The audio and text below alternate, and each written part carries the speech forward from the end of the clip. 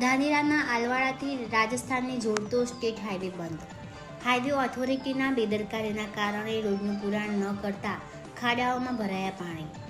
આલવાડા સહિત ગામોને જોડતા માર્ગ ઉપર પાણી ફરી વળ્યા. ધાનેરામાં સતત બીજા દિવસે વરસાદનું જોર જોવા મળતા અનેક માર્ગો ઉપર પાણી.